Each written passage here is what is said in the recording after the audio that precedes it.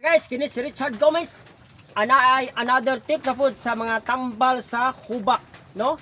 Sumala sa akong gisulti ganiha nga ang talong-talong usa-usab ka tambal sa hubak. Aduna tay pagpilian, no? Kay ngano, naay usab nga dili sila muangay anang butanga anang tanuma, no? Aduna tay pagpilian mga guys, no? Nga asa ta mahimong maayo dito ta mutirada, no? Ang kudyapa mga guys, mo'y usa katambal sa hubak. Mana kudyapa? Kadyapa. Ay. Oh, mo ni si kadyapa. Ay, atay dulitan. Oh, kadyapa. Sa mga nga kuana nakaila, nakakita. Anti-cancer ka po ni siya. Gawa sa hubak. Oh, anti-cancer ka po ni siya. Kadyapa. Kadyapa. Kini nga sakit. Oh. Kini nga klase sa tanom. 5 kahotong sa kadyapa, no? Nga dala ang iyang bulak. Tanawa mga guys, oh, dala iyang bulak, tambal sa hubak na ha. Dala iyang bulak. Oh. 5 kahotong sa mga kaudlutan.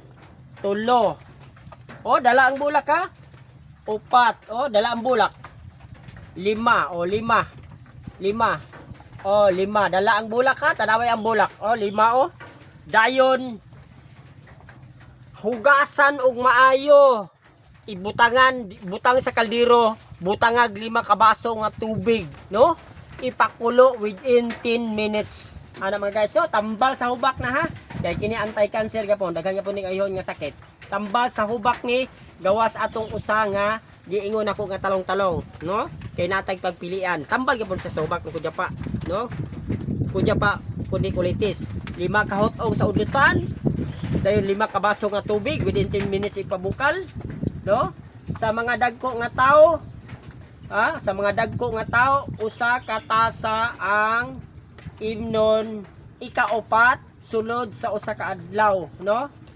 Dayon sa mga bata, nga mga dagko-dagko nga mga bata, nga magadagan-dagan tunga sa tasa 4 ka adlaw, imnon sulod sa usa 4 ka higayon sulod sa usa ka adlaw.